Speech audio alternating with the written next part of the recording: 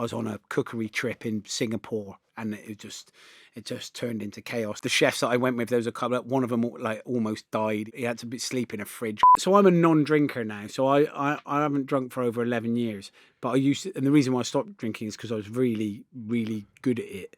So I used to spend a lot of time like on the piss. I live in an amazing life of being just this brilliant kind of. Is that a big part of being like? There's definitely being a boozer and a chef seem to go hand in hand. Yeah, I think there's a lot of people that work in kitchens that look for that live extreme lives. I think kitchens they welcome all sorts of walks of life. It's the most embracive, incredible culture, and it does include the waifs and strays of society, people that are slightly left field or that feel that they perhaps are a little bit different, and where do they fit in? Kitchens welcome everybody. Like, they really do welcome everybody from all walks of life, from nationality, from race, religion, from sexuality, from, and then at the same point, it also welcomes people with addiction issues, with ADHD, with OCD, with it's just one of those spaces. And actually, quite a few chefs, and some of the best chefs, have some form of, I suppose, ADHD or OCD, or some form of obsessive compulsive behavior where they can focus on something. Because if you work that hard and you have that hyper focus, or you find comfort, like in an ADHD world where there's so many things going on in the kitchen, and there's noise, and there's pots and pans, and there's clatters, and there's energy, and you're trying to cook 6-7 things all at the same time. But actually, if you have one of those minds that are bouncing all the time, you find peace and solace in it. It's quite a comfort space. If you actually can muscle memory and train your body to be able to do those movements and understand, you feel. Whereas a lot of people that come from a normal background, I think, perhaps like a straight 9-to-5 job, will walk into a kitchen and find it the most overwhelming experience. For a lot of people, actually, they go, "This is quite a calming space," but you live on these adrenaline highs that finish really late at night. I'm fairly certain the same as like stand-up comedy. You finish late at night, and then you don't just go back to the hotel and go to bed. You go, right, how do I relive that? Or how do I get on a come down slightly? What do I do? Yeah. And most people, in some form of, whether it's, I don't know, online gambling on your phone, whether it's drinking, whether it's drugs, whether it's one of those spaces that kind of, it embraces and adapts. And I suppose. But you also finish your job in a place where they're serving booze. Yeah, exactly that. And then you go out late at night, and everybody else that's working in bars and clubs and restaurants and spaces that are finishing late at night. So there's a culture that comes with it. Big Mondays in your world. Yeah, Mondays are massive. Yeah, Mondays is like chef's day off. Yeah, it's like huge. Yeah, Mondays is chaos days where everybody else has gone back to work and had a big weekend. But the thing is, right, chefs also have big weekends. So they'll finish work on a Saturday night, it's been really busy, and then they'll go out on a Saturday night because the bars are open till 2 or 3. And so you go, well, we can actually get some extra drinking time in then. So you kind of get on it. But that's when I first came to, tasting black pudding would be like, you'd be out till 2 or 3 in the morning. You go to bed for, I don't know, maybe 3 hours, 4 hours if you're lucky. And then you go back into work. Like, the first job of the day is like pouring bags of blood into a big pot and stirring it and gently cooking it. So if you've got, so it's like a big Bloody Mary for you. Yeah. just to get you going. Yeah, with the special recipe with a good splash of vodka in it. It was absolutely fine. Yeah, I loved it. Bit of celery on the side. Yeah, delicious. It's one of the fascinating things. I remember a friend of mine, it's a doctor, and they were saying that they have to obviously train with cadavers. And apparently when you handle a dead body, you are desperate to eat meat afterwards. It's a thing that happens with a lot of doctors, yeah. Because I was curious that when you're kind of tasting the blood from the black pudding, are you then throughout the rest of the day just picking up the little individual black puddings and eating them? Yeah, well, I think that's part of the other issues that chefs have. You're tasting all day long as you go along everything. Like, particularly when you're cooking at a higher level, it is all about tasting, making sure that everything is right, checking seasonality, checking seasoning, checking spice levels, making sure that it's cooked properly. So you do spend all day. Yeah, you spend all day eating. If you spend all day eating and drinking, it's not a bad life. I was going to say, did you, if you were kind of like hungover, did you ever find that the booze affected your sense of taste? No, not really. I mean, it can't have, because you went on to win Michelin stars. But that's what I was thinking. I think, like, whenever I'm hungover, like I'll eat real shit. Yeah. I'm not fussy. No, Do you know what I mean? Yeah, no, I became very good at being this trained machine of eating and drinking, and the one thing that I think a style of cooking probably suited my drinking. Like I cook in a way that's big and strong and robust, and everything we talk about, I suppose, in kitchens when I try to drive it into chefs and head chefs are going, this is what we're looking for. It's always about flavour plus. If someone's going to taste the garlic, make sure it really tastes the garlic. Someone's going to, you crack black pepper, put loads of it in. If something's going to taste of fresh herbs, just drive flavour profiling. So even the most simple things that would look quite simple on a plate, we put so much work into pulling flavour and driving it. And that might have come from a booze battered mouth. Who knows? That might be the key to success of 2 Michelin stars is being a strong lager drinking lunatic.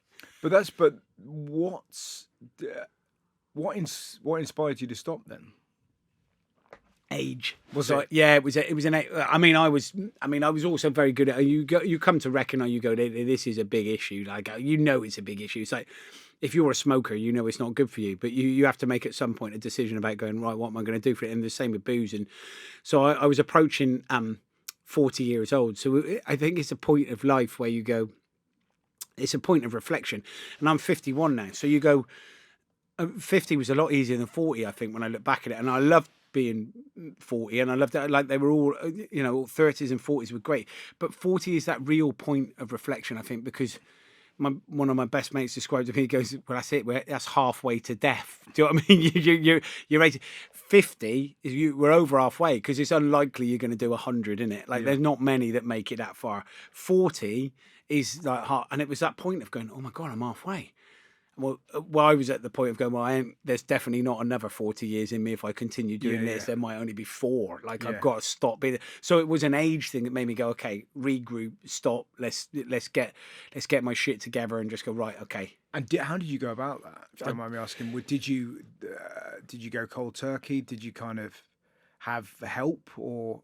Yeah, no, I went cold turkey. I worked it out. I worked it out for myself, and I worked out a point of when I would stop, and I worked out how I would do it. So I was it was probably about 4 months before I stopped. I set a date of where I knew it was going to go. I was going to I can't stop there. I haven't going to be that's not going to be possible at this point here, right? So I'll get through to that. So it was like January the 16th of 2013, I think. Yeah, where I went, right, that's when I'm stopping. And there was a reason why it was that date, and because there was social gatherings and there was things and there was events and stuff, and I went, right, from there, that's when I'm going to do.